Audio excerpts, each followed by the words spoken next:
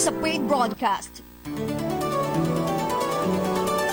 Ang mga opinyon at pahayag sa susunod na programa ay pawang sa Black Timer lamang at hindi ibig sabihin na ito na rin ang pananaw ng may-ari at management ng himpilan.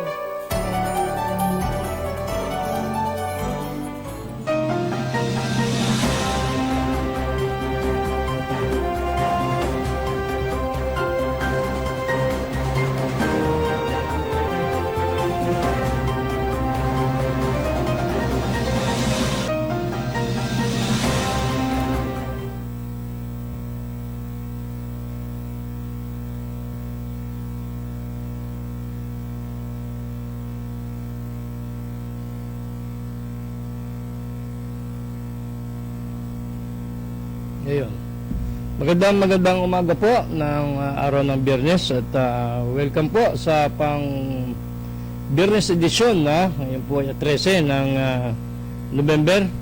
Welcome po sa programang Stand Up Balikatan para sa Sulong Quezon. Pansamantala po ay solo muna ang inyong lingkod sa mga oras na ito. Samahan niyo po ako ganap na alas 6 hanggang alas 7 ng umaga at medyo siguro naman sa buong maghapon ay medyo init na at inalis na po ng Pag-asa ang anumang signal lalo na rito sa Calabar Zone.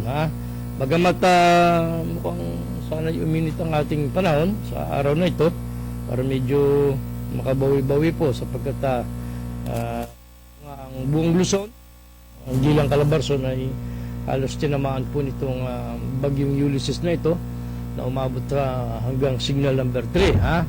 Sana po ay dalangin natin na uminit, medyo gumanda yung panahon. At kitang-kita nyo yung laking perwisyong nangyari rito, lalo na doon sa bahagi ng Rizal and then Marikina. Parang bumalik sa alaala ng mga tao doon yung nangyari noong 2009 na Undoy. Grabe, na kahit pa paano po tayo rito sa lalawigan ng Quezon, hindi naman ganun kalaki yung baha na inabot ng ating mga kababayan dyan sa Rizal Province at dyan sa Marikina. Kitang-kita nyo yung mga kabahayan ay tuktok na lang nung paluko yung nakikita. Samantalang dito po sa ating sa lalawigan ay hindi naman ganun kagrabe. Ang tinamaan po na naman dito ay muli ay yung ating agrikultura. Bagamat may mga bahay pa rin sinira, may nabaha pa rin, may mga karsada po na hindi passable at meron din mga karsada na nabiyak, nasira po. Kitang-kita natin. Ngayon po kasi napakadali ng maka-access sa mga nangyayari sapagkat hindi lang telebisyon ang naglalathala nito. Maging itong kung sino-sinong nagpe-Facebook, kahit po individual na tao, ay nilalathala through dito sa mga Facebook. Kaya halos lahat po ng tao ay nakikita nila kung ano yung nangyayari. Naituturing na tayo ay maswerte pa rin kahit paano sapagkat tayo ay hindi po ganun yung inabot na perwisyo. Subalit yung daan ng Pakalawag ay yung Manila o itong sariling sikap ni Dr. Helen Tan ay mabilis na nakapag-react. Siyempre yung mga nakasakay po doon sa mga sasakyan walang kakainin yun dahil saan ka bibili dahil nagbabagyo nga. Mabuti na lang at maraming nakareding food packs itong sariling sikap. Ito yung pribadong tanggapan o opisina ni Dr. Helen Tan at lahat ng manpower ay ginamit niya para po pagkaluban ng pagkain at inumin yung mga taong na-stranded dyan sa bahagi ng Lopez. Ito po yung mga tatawid sana papunta dyan sa Bicol at lampas pa. Kaya lang ay inabot na naman ng malalim na tubig sapagkat kita nyo naman po yung ulan, halos 24 hours yung ulan. Kaya yun yung inabot na naman. At itong problemang ito ng Lopez Quezon, itong karsadang ito po ay pinag-aaralan na at nilalaanan na ito palagay ko ng budget ng DPWH sa pamagitan ni Doktora sapagkat yan naman ay area niya at yan ay sakop ng DPWH ay sila po yung magtutulungan dyan para yan ay malagyan ng budget. Medyo malaki-laki lang yan para baguhin niyang lugar na yan, maaaring ang gawin nila dyan ay itaas lang nila. Itataas lamang yung karsada sapagkat mababa nga yun, parang catch basin yun. May ilog pa, lumawak pa na lumawak yung ilog.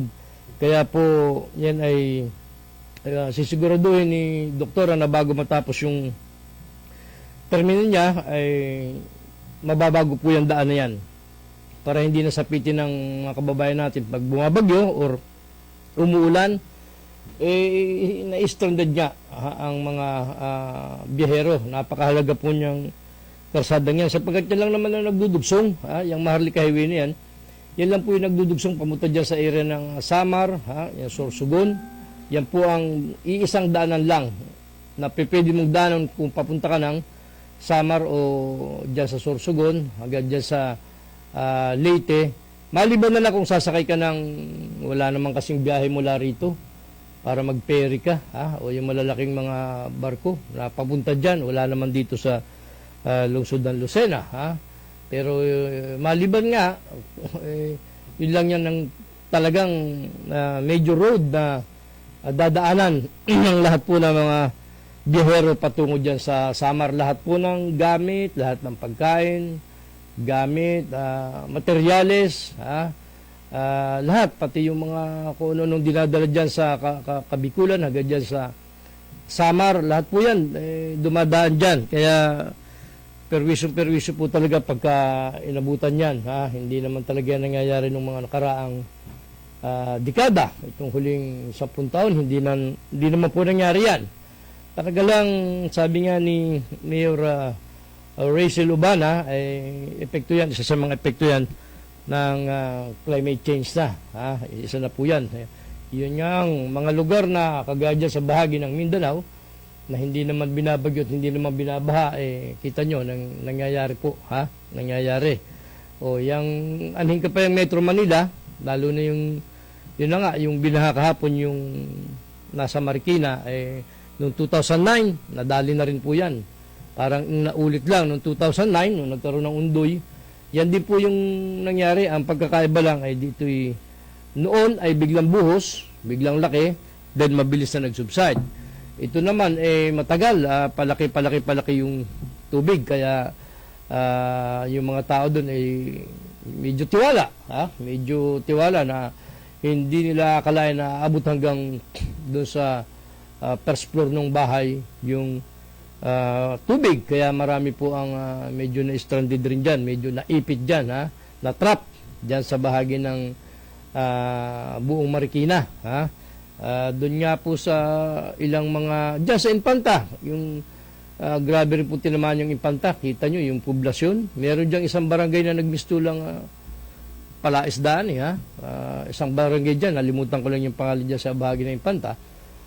Grabe po yung tama, pero ang LGU dyan nakaredy po. Pero kita nyo yung mismong poblasyon ng Infanta, kung paano binahari ng tubig, grabe rin po, sapagkat alam nyo naman yung Infanta, catch basin din yan mula dyan sa Nakar and then dun sa Rial, kaya po inabot ng ganyan. Kahit anong gawing pagre-ready ng LGU dyan, actually sanay na, talagang hindi makontrol ang tao yung pagdating ng pagragasa ng tubig. Mabuti na lang at kahit paano po walang naiulat dyan sa bahagi ng Rial Infanta Nakar na merong nasawi o ano pa man, wala pang so far hanggang kanina wala namang naiulat pa, at sana'y walang may ulat kung may nagbuwis ng buhay dyan sa bahagi ng Reyna area yan. Dahil nung 2004, kung naalala ninyo, maraming buhay po, daang pirasong buhay ang kinuha dyan sa lugar na yan. At ito naman kahit nagbaha, wala ka nang makita mga pinutol na logs or kahoy ngayon. Hindi kagaya nung 2004, kitang-kita po dyan na kung gano'ng karami yung mga illegal logs na pinutol at naglutangan sa mga kailugan dyan. Ibig sabihin, isang sanhi niyan ay yung illegal na pagpuputol. Noon po yun. Subalit ngayon naman, tila natuto yung ating mga kababayan dyan. Kaya kita nyo, miski nagbaha, walang mga lumutang na mga mga catlogs, wala namang ganun na dahil yan ay talagang kinatakutan ng mga taga-riyan sa sinapit nilang trahedya nung 2004 na yan. Ay, hindi po daw 200 ang nagbuwis ng buhay dyan. Yan nga yung nung tayo mapapunta doon sa opisina ng mayor dyan sa Real, kay Mayor Bing Jestro Aquino, meron doon parang nakadokumentary na nabasa natin yung kahit po yung Real noon ay apektado rin, lalo na yung Infanta.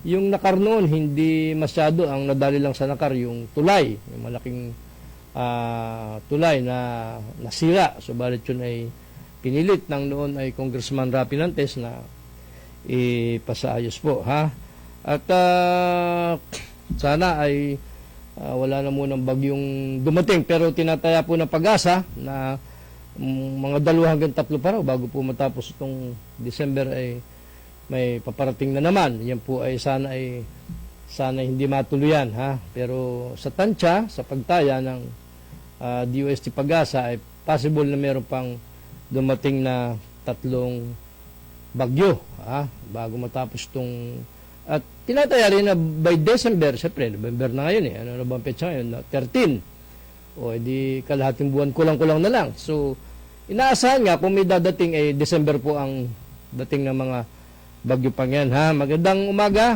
sa lahat po ng aming taga-subaybay, lalo na rito sa Broadcast Channel 6 at dito pa sa 3 himpilan ng radyo, ng FM, itong 95.1, 97.5, 105.3, at yan pa pong iba nating mga FM station, radyo dyan sa 4th District, lalo na dyan sa Lopez, dyan sa Gumaca, at yung Spirit FM natin dyan sa Infanta, kay Father Francis Lucas, dyan po sa bahagi ng Infanta. Mapapakinggan po tayo dyan maya-maya lamang, ganap ng ikasyam. Alam ko doon sa ibang lugar medyo naputol ang mga kuryente, wala mo ng daloy ng kuryente pansamantala, sapagkat yan po ay pag talagang napakalakas na ng ulat hangin, pansamantala itinitigil talaga ng Meralco, sapagkat baka makaapekto yung kuryente. Kita nyo naman may mga bumabagsak pang poste, at delikado yan, kaya yan automatic pinapatay. Yun namang linya ng komunikasyon ay dahil pagka ganitong nagbabagyo, automatic yan. Nagkakabire rin po yung ating mga telephone companies. Kaya nga nagutos ang presidente na asikasuhin agad ng mga telcos na ito yung mga damage na linya nila, sapagkat napakahalaga po ng komunikasyon. Unang kailangan yan ay hindi ka makatext, hindi ka makatawag, kasi kung na-damage ka or naabot ka itong bagyo, paano ka mare-rescue o paano ka makakahingi ng tulong sa mga kamag-anak mo na nasa ibang lugar. Kung hindi magamit yung mga cellphone na yan at walang mga signal dahil nagka-aberya nga, may mga na-damage nga. Iba itong anong ito ng Ulysses, hindi dito sa lungsod hindi ganun kalakas yung hangin, subalit yung pag-ulan ang medyo matagal-tagal, kung kaya po kahit dyan sa Metro Manila ay yun din ang sinasabi ng mga kababayan natin doon, kaya po mabuti na lang ang mga tao kahit papano natuto na po, natuto na. Kahit ganyang grabe yung paglubog, kita nyo naman walang napaulat na mga casualties, meron yatang 1 or 2 sa ibang lugar, pero hanggang doon lang ang naiulat.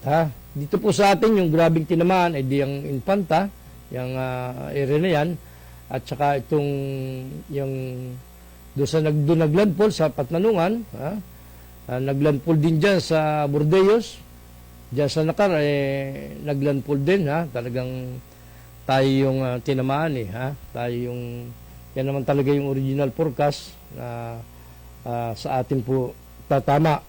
At mabuti na lang at ang ating PDRMO sa pangunguna nung nasa probinsya ni Mel Abinilla ay nakaredy, kahit papano ay talagang sila po ay ready,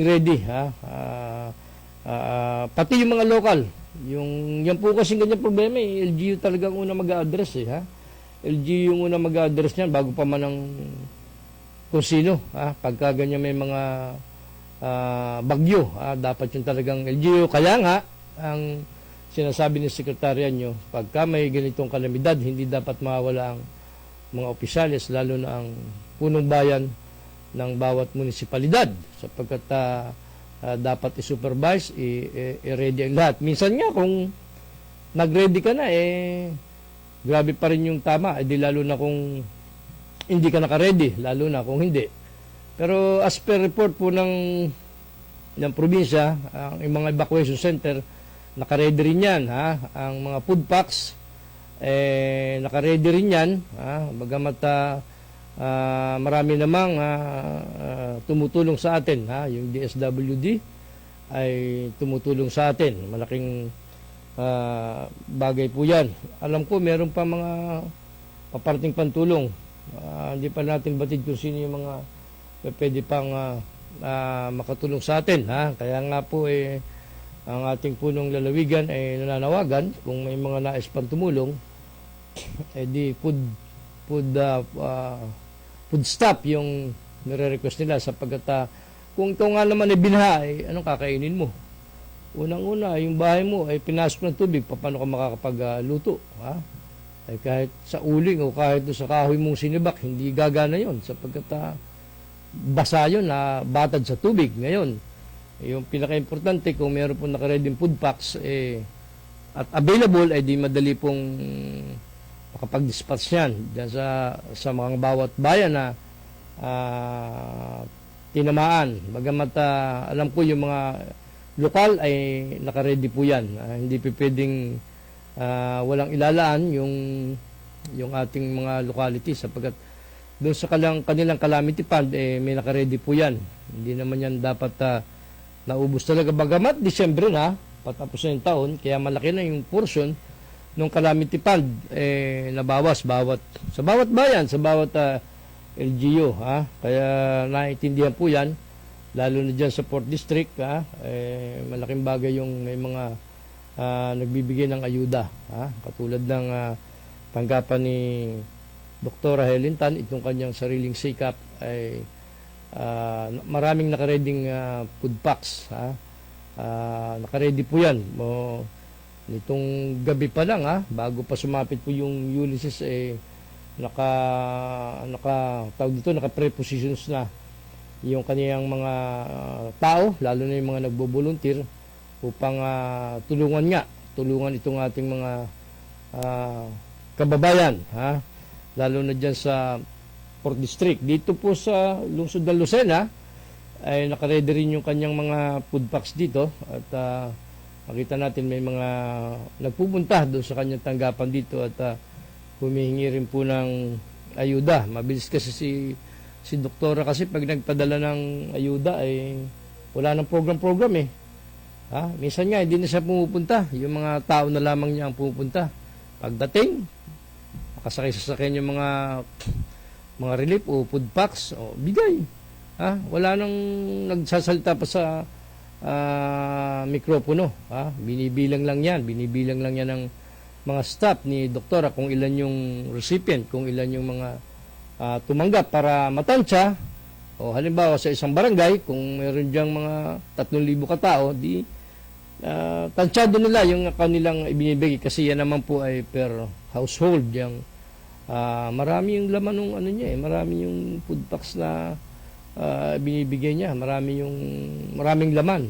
Hindi kagaya ng sinasabi ng ilang mga nagko-comment na noodles daw, noodles daw yung pinamimigay. Pwede bang noodles na ipamigay mo, ano ka naman nun, hindi pwedeng noodles lang, may ibang mga kasama yon. Siguro yung noodles bahagi lamang yon, bahagi lang yun dun sa isa lang yun sa mga piraso nung ipinamimigay na food packs. Hindi purong noodles ang ibinibigay. Yung po kasing ibang mga nagsasalita, doon ipinopokus sa saan ka naman nakakita nung noodles lang ipamimigay nung sariling sikap ni doktora.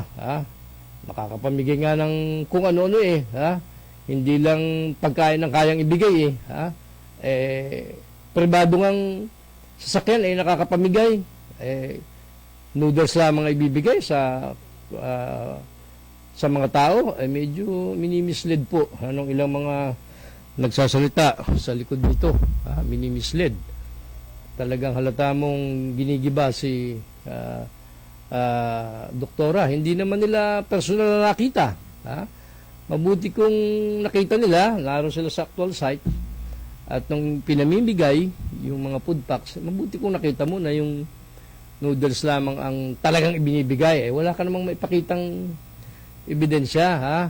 Magsasalita ka kung meron ka pong ebidensya na ipakikita na sasabihin mo ay noodles lamang. Hangal, medyo bungog itong mga ilang nagsasalita sa likod ng mikropono.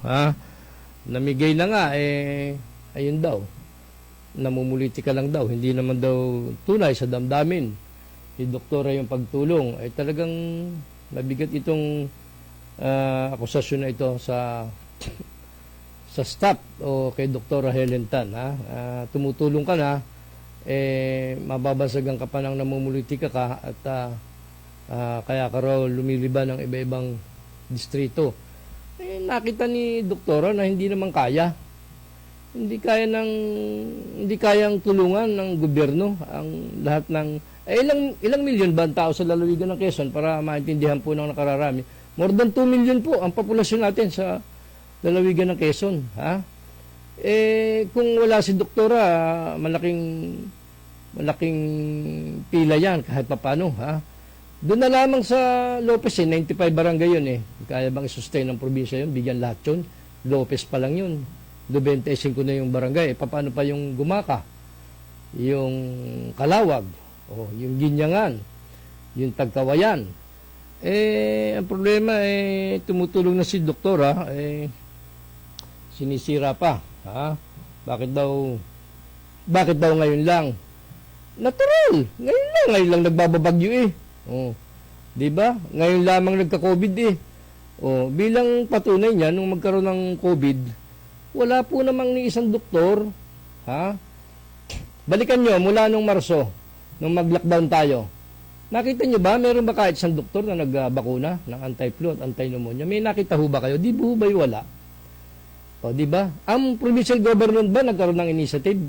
Ang IPHO nagkaroon ba ng initiative? Ang mga ospital, 16 na ospital na pag-aari ng lalawigan, may nakita ba kayo kahit isang doktor na nagturok ng anti-flu at anti-pneumonia? Wala kayong nakita. Wala po kayong nakita. Walang nakapagdokumento. Magmula nung Marso hanggang ngayon. Hindi, nito na lang meron. Pero nung mag-umpisa palibasa nga ay si Dr. Helen Tan, at yun yung forte niya, nagkaroon siya ng initiative na magbakuna kasi wala nga pong gumagawa. Nagbakuna siya, nagbigay siya ng tulong, ay siniraan pa at pinapalabas itong ilang mga nasa kabilang panig. Yun daw ay sinasabi anti-COVID. Hindi po, hindi yun anti-COVID. Yun yung ikaw ay para nga, hindi ka nga trangkaso, hindi ka nga lagnatin. At yung isang turok doon ay good for 5 years pa nga ang epekto. Nung wala pang gumagawa niyang ganyan mga pagbabakuna, ginawa ni doktora yan dahil doktor nga siya. Doktor siya, natural. Kung ikaw ba'y mayor at hindi ka naman doktor, makakapagturo ka ba? Kung ikaw congressman, hindi ka naman doktor, makakapagturo ka ba? Governor ka, makakapagturo ka ba?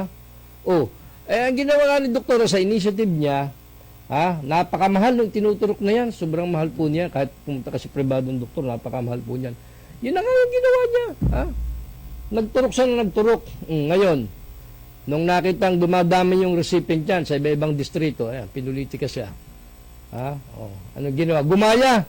Nagturok ng ilang pirasong tao doon sa Sariaya. Kunti lang. Hindi kasi kayang i-sustain sapagkat malaki po yung gastos niyan. Ang advantage or ang edge ni Dr. Helen Tan, kaya maraming nabakunahan, ay unang-una ay siya doktor. Pangalawa, may sarili siyang gamot dahil may probado siyang ospital, malaking ospital, na nadyan sa bahagi ng Gumaka. Pangatlo, siya ay nasa Committee on Health, chairman siya ng Committee on Health. Ibig sabihin, kung chairman ka ng health, malaki ang access mo sa DOH. Malaking bagay na makarequest ka sa Department of Health. Bakit hindi po yan nagawa, ha? Bakit hindi nagawa yan ng iba? Babalik po tayo, ha? May ilang commercial lamang. Babalik tayo.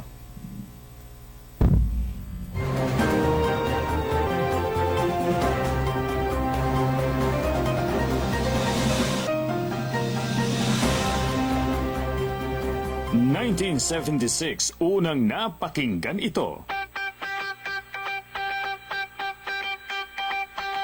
As theme music ng 17 anyos na si Tito Ojeda. 2020 na ngayon, after 44 years, mapakikinggan pa rin ito via Tito Balita, Tito Trabaho.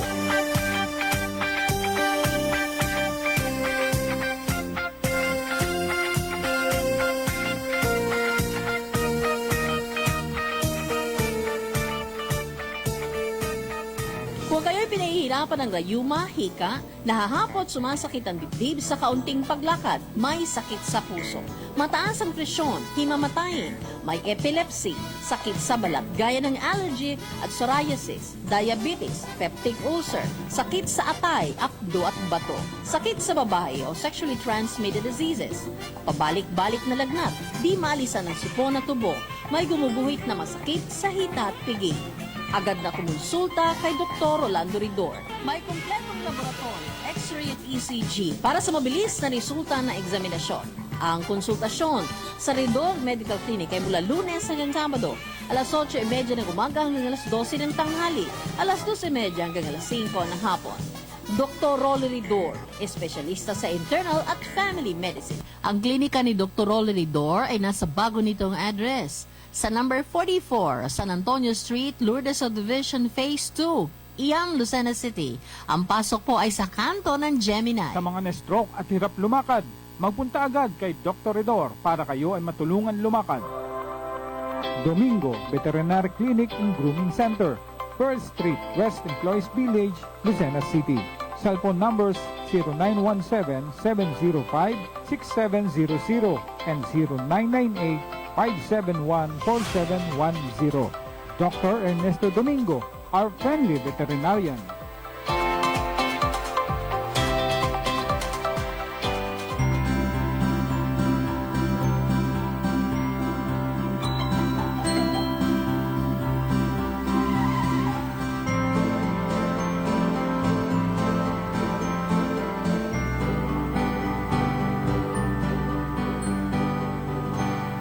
Sa PhilHealth, panatag ang loob mo, kalusugan mo at ang pamilya mo sigurado. Benepisyong PhilHealth, alamin at gamitin. Ang mga may sakit ay hindi dapat pinaghihintay at huwag nating ilagay sa panganib ang buhay ng ating mga mahal na kapamilya. Narito palagi ang sigurado at ligtas sa serbisyo ng Sakip Buhay Ambulance Center. Sakip Buhay Ambulance Center, mga pribadong ambulansya na 24 hours on call. Saan mang dako ng Pilipinas na abot ng ambulansya ay pupuntahan, maging ligtas ka lamang. Ang bawat ambulansya ay equipped with ambubag pag grabe ang pasyente. May 3 sets ng oxygen tank with regulator.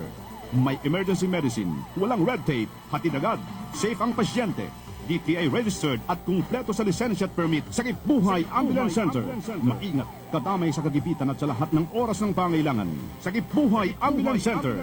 Para sa mabilis sa serbisyo, tawagan ang kanilang hotline 0423732983 o 0918-911-8332.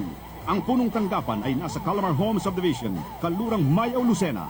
Sakip Buhay Ambulance Center. Kontakin lamang ating kaibigang si Danny Lingon.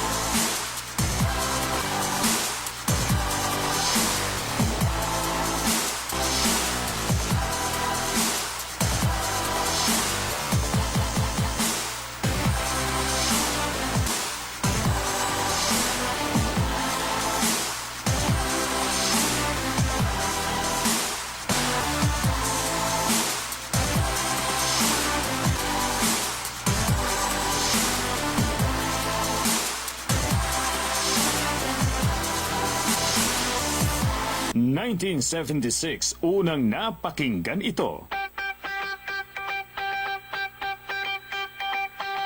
As theme music ng 17 anyos na si Tito Ojeda. 2020 na ngayon, after 44 years, mapakikinggan pa rin ito via Tito Balita, Tito Trabaho.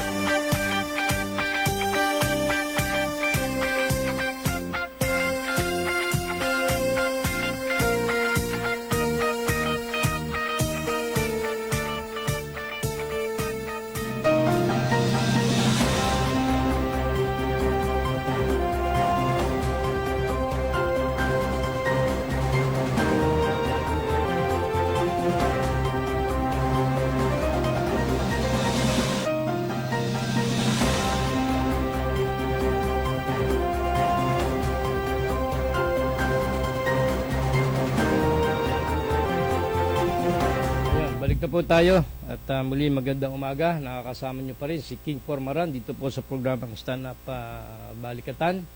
Sa linggo po ay pang 7 to 8 tayo ha. Pagka ganitong Lunes hanggang Biyernes 6 to 7 po tayo ha.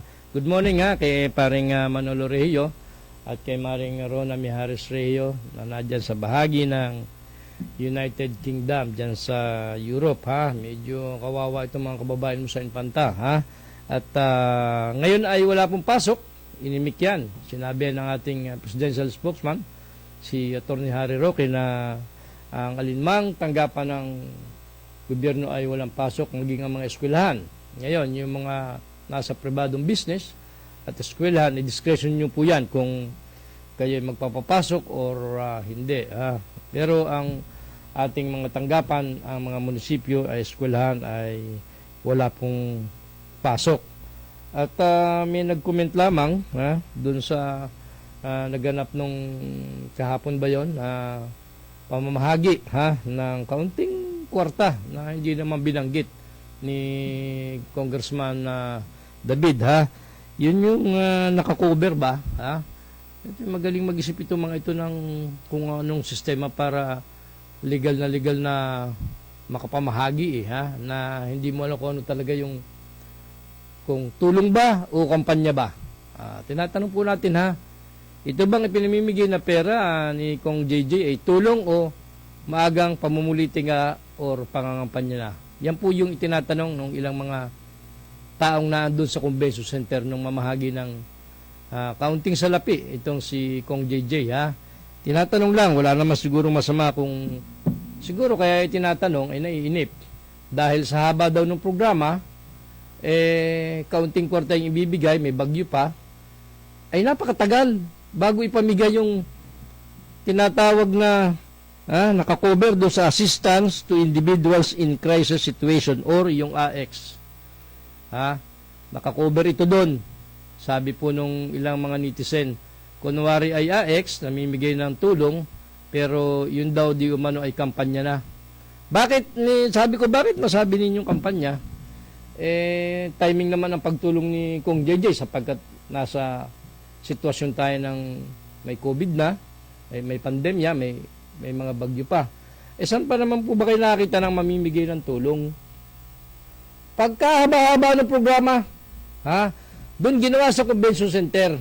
Pag ginawa mo sa convention center, natural, bubuksan mong aircon. Sino babayad ng aircon? Sino babayad? Opisina ba ng 2nd District ng Congressman? O provincial government. Hindi ba'y kapitolyo? Gastos na naman, another gastos na naman. Yan mong mga pakikilusin mong tao, may gastos na naman yan. Natural. Bakit daw napakahaba ng programa? Magbibigay ka lang naman ng kaunting kwarta. Dapat, ang sistema daw dyan, sige, hindi, kung hindi maiwasan gusto mo ikaw magbigay dahil ikaw ang gumawa ng effort para makahingi ka kay Bongo, ilamin mo na binaba mo yung pride mo, inalis mo muna yung yabang mo sapagkat humingi ka ng kaunting tulong sa DSWD kay Bongo, okay yan. Walang question dyan. Tama yung ginagawa mong effort na yan. Maganda yan dahil mga kababayan natin ang tinutulungan mo. Wala namang question dyan. Ang question dyan ay yung napakatagal mo bago ipamigay. Ang tao, pinapunta mo sa convention, may mga kanya-kanyang gawain yan. Binagyo nga tayo di ba? Binabagyo nga tayo Ibig sabihin, Sabi ng mga tao na sa may parting likod na medyo nagmumura na, sabi, grabe ito, gutom na kami, napakatagal. Lahat may pinagsalita. Ilan ang taong naandun? 200 ba yun o 300 ba yung taong nasa convention at pinapunta doon at bibigyan ng tulong? Ha? Ay ilan naman yung naroon sa harapan ng mga speaker? Magmula kay J.J. Suarez, kay Sam Nantes, kay Ina Liwanag. Si Ina Liwanag pala, si Bukal nagsasalita rin. Pagka naman nasa sanggunian ay tahimik na tahimik. Ito pala marunong magsalita si Bukal Ina Liwanag. Pero pag muna ng sanggunian, hindi ito naimik, malungkot. Siya naimik at siya malungkot. Ewan kung anong dahilan niya. Pero pagka ganyan pa lang, namimigay ng para ka nangangampanya, ay masigla. Alive na alive itong si Bukal Ina Liwanag. Okay lang yan. Ngayon ko lang nakita nagsalita ng ganong kahaba at alive na alive. Hindi kagaya pag sinasanggunian, ay para siyang namatay ng kamag-anak sa lungkot ng inaabot niya ron at hindi siya makaparticipate sa mga pinag-uusapan doon. Ayaw ko namang isiping member siya ng Committee on Silence. Hindi naman. 3-time councilor yan doon, 3-term councilor yan doon sa kanila sa Candelaria. Pero okay lang yan, kung ikaw ay nagsalita dyan na napanood ko. Sino pa? Kung sino pa yung mga na doon nagsalita, sobrang tagal, sobrang abala, sobrang abala. Dapat yan, kagaya ni Dr. Helen Tan, sige, kumpara natin. Bagamat hindi naman dapat ikumpara. Pag si doktora ay namigay ng ayuda, kasman yan o food packs o anuman, hindi na nga siya humaharap, mga tao na lamang yung sariling sikap, staff na lang ang humaharap. At wala lang, pinamimigay lang ng ganyan, wala nang program, walang mikropono, wala na nung ganun. Bigay agad. Ganun po yung tunay na pagtulong. Hindi yung may programa pa, at isa-isang magsasalita doon na parang eleksyon ay parang hindi naman yata appropriate yun, parang hindi naman yata tama yon. Iniiwasan nga natin na magsama-sama ng tao, di ba? Sige, kita mo naman doon sa pagkakaupo sa convention, may proper distancing.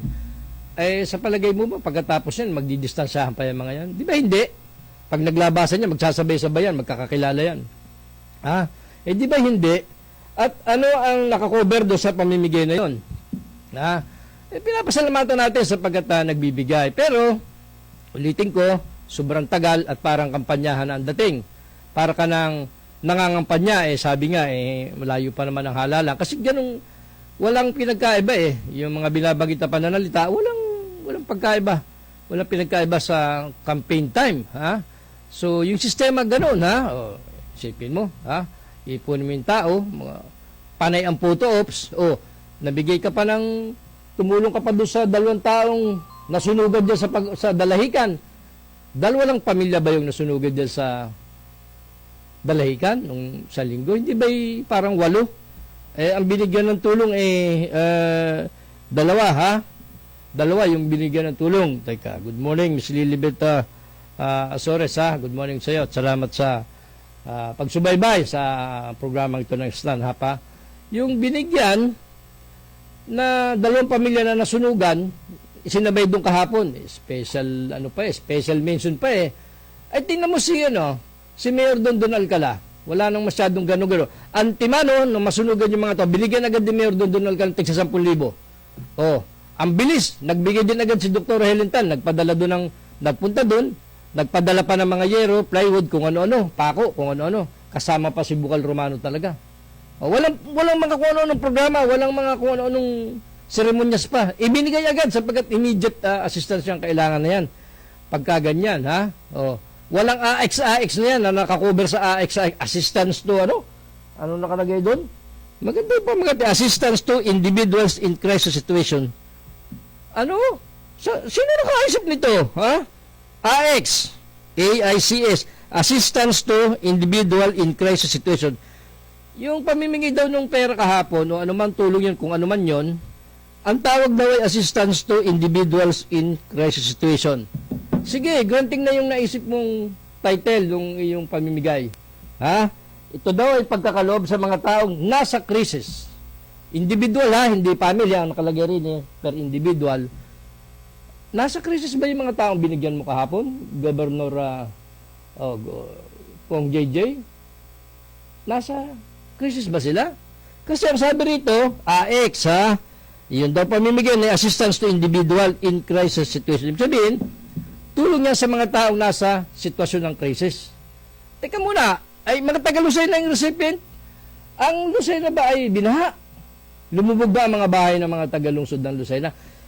Okay yan kung nagbigay ka ng assistance sa mga kababayan natin dito sa... Okay yan, wala rin question dyan. Sige, ayos yan. Granting na gusto mong bigyan ng taga-Lucena, ikaw masusunod, ha? Ikaw ang gumawa ng effort, eh. Okay yan, tama yan. Pero, yung title na ginamit mo, in crisis situation, ang taong nasa crisis situation, yan, nariyan sa Real, Impantanakar, Patmanungan, Burbeyos, Panukulan, na dyan, Lopez, na dyan yung mga taong nasa crisis situation, ha? Dapat kung nagbigay ka rito sa lungsod, tumakbo ka rin doon sa Real Impantanakar at nagbigay ka doon. Dahil yun yung talagang literal na nasa crisis situation yung mga pamilya. Hindi ba? Hindi naman tayo binaha sa lungsod ng Lucena, Binaha ba tayo ng napakalaki rito at marami bang iniulat ang CTDSWD o ang probinsya na lumubog ang mga bahay? Wala naman ganung ulat dito, di ba? Ay bakit ito lang taga Lucena ang binigyan mo? Bakit hindi dapat doon ka namigay, nakaabang ka doon. Nakaabang ka doon sa mga nasa crisis situation na yan dyan sa bahagi ng Real Impantanakar sapagkat yung ikatlong landfall dyan tumama sa area na yan. Ha? At kita-kita sa mga Facebook account kung paano nasa sitwasyon ng krisis itong mga tao rito. O baka naman gagawin pa lang ni JJ. Pero paano niya gagawin yun? Hindi naman niya distrito yun. Ha? Anyway, hindi niya yung distrito. Ha? Ito kasi ay distrito niya.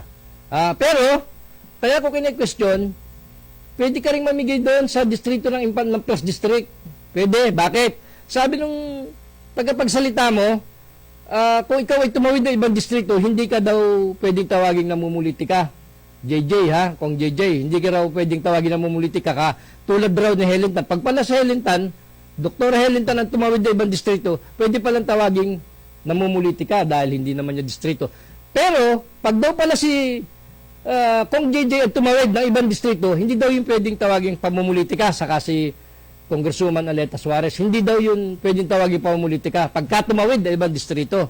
Dahil, ito daw isa ay asawa ni Governor Dani, at yung isa naman ay anak. Yun pala yun. Ganun pala yun. Ganun pala ang sistema ron. Dahil immediate family at nangampanya ron o namulitika ron o namigay, hindi pala pwede sabihin, hindi pala bawal tumawid. Meron bang batas na nagsasabi sa isang lalawigan o batas na nasa konstitusyon natin ng 1987 Constitution na pag tumawid ka ng boundaries ng ibang distrito ay bawal? Di ba't wala? Hindi po naman bawal, di ba? Hindi naman bawal magbigay ng tulong. Mabuti nga, si Dr. Helen Tanisha nambut sa kahihiyan, ang provincial government. Sa laki ng yung bulk ng ipinamahagi ng tanggapan ng sariling sikap ni Dr. Helen Tan, nasagip sa kahihiyan ng ating probinsya. Bakit? Kita ninyo, wala nga pondo ang provincial government natin, kaya nga bilang patotoo, nanghihingi kay Bongo. Hingi doon kay dahil si Bongo ay bata ni Digong, di walang problema sa kapirahan o anumang ayuda. Bagamat si Bongo ay mabait sa ating lalawig, kahit siya ikapasampu dito nung nakaraang eleksyon. Siya ay kinampanya rito ng pamilya sa Suarezes, pero anong outcome pagkatapos ng eleksyon? Ikasampu siya. Putot siya rito, di ba, Billy Andal? Si Billy Andal ang unang nakapagsabi niyan na sa laki ng resources na inubos dito ni Bongo nung nakaraang eleksyon, pang-sampu siya rito. Pero kahit na gano'n, malapit pa rin siya sa lalawigan ng Quezon. Hindi, yan yung pwede ko sabihin, hindi yan namumulitika. Tulad din ni Grace po. Nagdala ng tulong dito, tahimik-tahimik, walang publicity masyado. Walang media coverage na itino-turn over. Hindi kagaya ng ginawa kahapon, na bagyo-bagyo na, dyan sa convention center,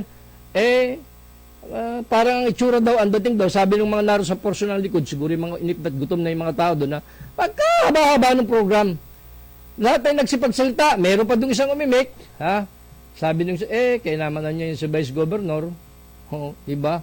Ang laki ng problema doon sa Sangguniang Panlalawigan, sinasabi nung Governor, kaya raw nagkakaproblema, hindi makapagpasa ng budget, paano nagkakaroon ng ano yung best governor nilaan doon. Kasama doon sa pamimigay nito sinasabing assistance to individual in crisis situation. O, sa halip nga naman ang gawin ni Sam Nantes, ay hikayatin yung mga board member na magkasundo na sila, wag nang antayin yung manggagaling sa DLG, baka eleksyon na lang, wala pa yon. Ayun, sama si Vice Governor doon, ha? Sa pagdidistribute doon. Tungkulin ba ng, kung tutusin niya, hindi na tungkulin ng Gobernador o Vice Governor yung sila mismo direktang mamahagi. Dapat desisyon niya, Leson. Tsaka yung PDRM mo ang mamigay niya mga tulong na yan, ha? So, ayan, kung totoong pagtulong ang nasa loob ni Kung JJ, bigyan mo, ha? Bigyan mo yung mga taga-Real Pantanakar, total. Pagtulong yan ha? Tsaka hindi ka naman mamumulitik ha pag pumunta ka doon dahil sabi ng mga tagapagsalita mo, may karapatan ka na pumunta doon dahil ang ama mo ay gobernador. Parang ibig sabihin, may katulong si gobernador sa, parang katulong lang ni gobernador yung asawa niya o yung mga anak niya sa pamimigay at hindi namumulitik ka. O sige, gonting na gano'n, o di sige, magdala ka din doon sa Real Pantanakar kahit hindi pera. Ha? Kahit dalhin mo food packs, magdala ka rin doon para makita natin kung yung sincerity mo sa pamimigay. Ha? Sa bagay, hindi natin kikustyonin dito sa 2nd District dahil territory mo ito. Pangalawa, nagbabawi ka lang sapagkat nung kahabaan ng lockdown, hindi nakita ang kaluluwa mo o anumang anino mo, anumang espiritu mo. Ha?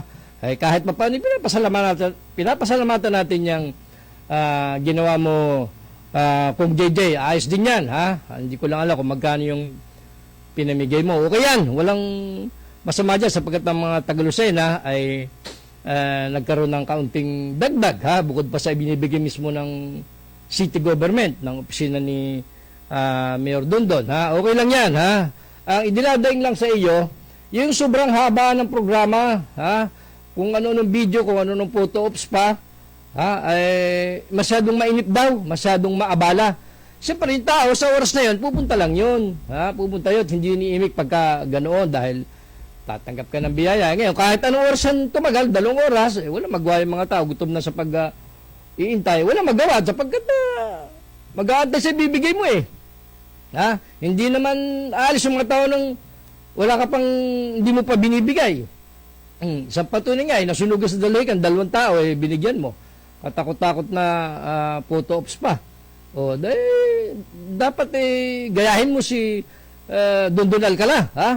At saka si Dr. Helen Tan. Mabilis ang response. Mabilis ang response. Antimano kung ano yung basic na kailangan, tulad nung pinadala doon, o dinala doon ni Dr. Helen Tan ng mga yero, kahoy, naroon agad. Antimano mabubuo agad, temporary yung bahay. May bubong at may dingding. Ha? Yan namang binigay ni Dondon na salapi, ay pwede rin ibili ng ilang personal na gamit sapagkat nasunog nga yung kagamitan nung mga narong ilang bahay ba yun, 8 bahay ba yun dyan sa barangay Dalahican sa Purok 2 yata yun ha. Okay lang yun sa susunod kung wag daw masyadong katagalan kung may balak kang magbigay halimbawa sa Sariaya ha, o Candelaria iksi-iksian mo na lang yung program o pwede nga yung wala ng program bigay, pila bigay, yan ganyan, matagal pa nga yun dahil sa bagay, nakareses ang Congress, ano namang gagawin mo, di ba?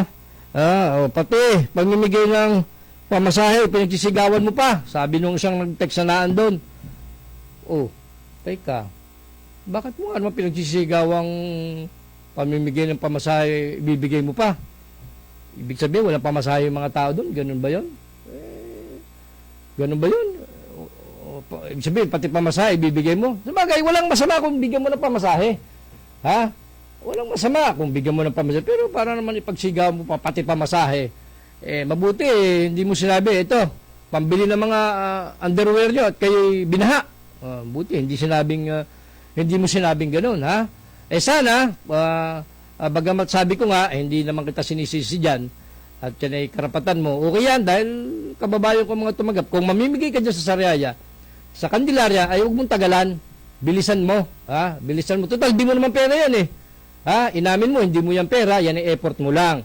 Yan ay pera na galing sa DSWD. Tsaka teka, bakit DSWD wala sa Sonia Layson?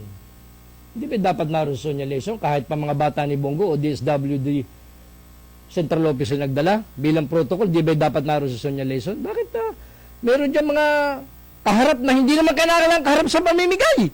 Ha? Dapat yung DSWD ng probinsya ang mamigay. Bakit na doon ang mga DSWD ng Central Office ba yan o Regional Office? O hindi na. Actually, yung DSWD, hindi naman tao ni Bongo yan, ni Senator. Ayan ay mga nautusan lang na mag-release. Bakit naman nung dumating dito yung secretary ng DSWD, si Secretary Bautista, wala ka naman. At ang rumisib naman si Mayor Rachel Ubana at si Dr. Helen Tan doon sa 4th District, ang dami ring dala. Bakit naman hindi kayo pinuntahan dyan? Hindi ko rin alam kung bakit. Siguro, at sure ako doon, effort naman yun ni Dr. Helen Tan. Kaya si Secretary Rolly Mendoza ay antimanoy, nagpunta agad doon sa Lopez at nagdala agad ng assistance. Ang tulong ng pagtulong po ay di dapat ipinagsisigawan. Agree naman tayo ron. Ibig sabihin, kung ikaw ay tutulong at bukal sa loob mo, hindi kailangan ng katakot-takot na lente ng camera.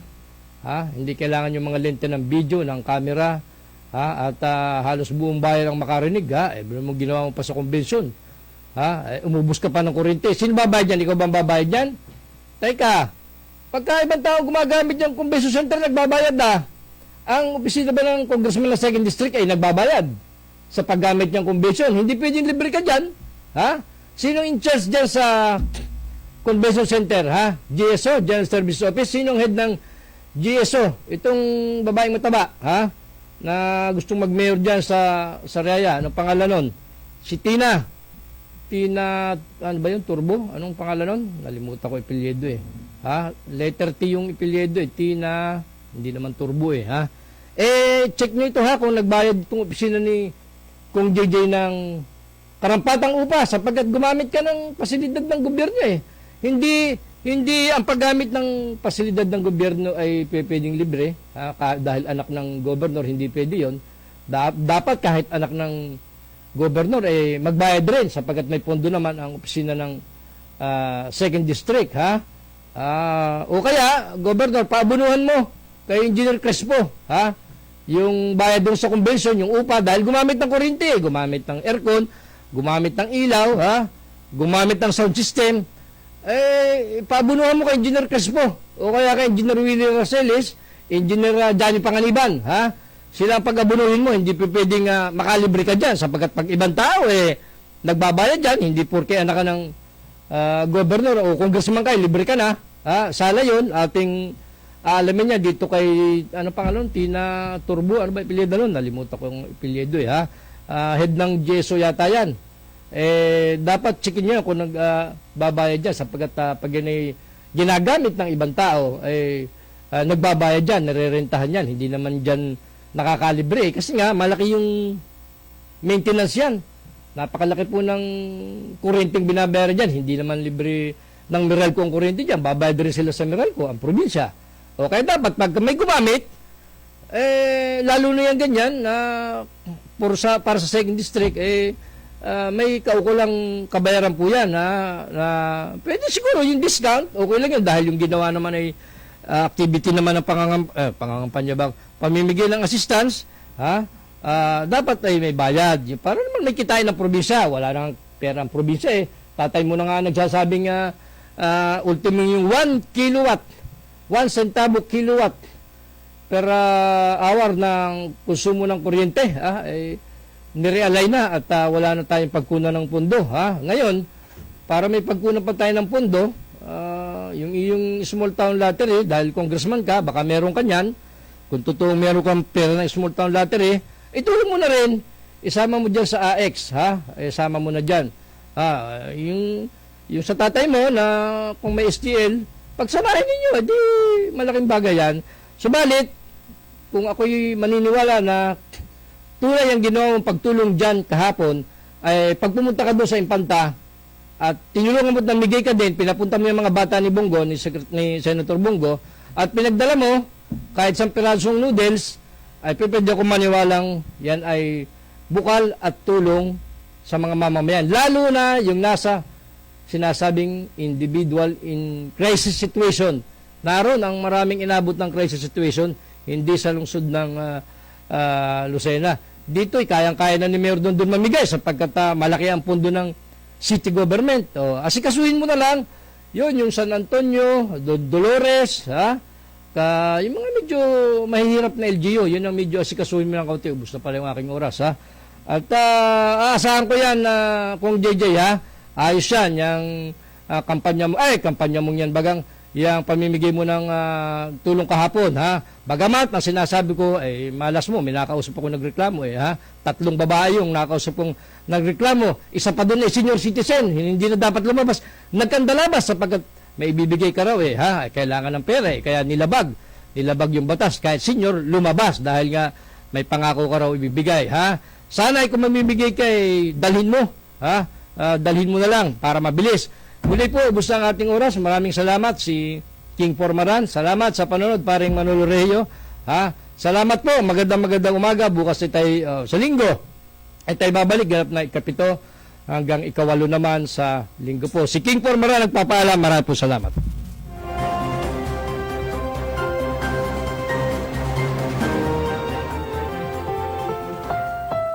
The preceding was a paid broadcast. Ang mga narinig na opinyon at pahayag ay pawang sa black timer lamang at hindi ibig sabihin ay ito na rin ang pananaw ng may-ari at management ng himpilan. 1976, unang napakinggan ito. As theme music ng 17 anyos na si Tito Ojeda.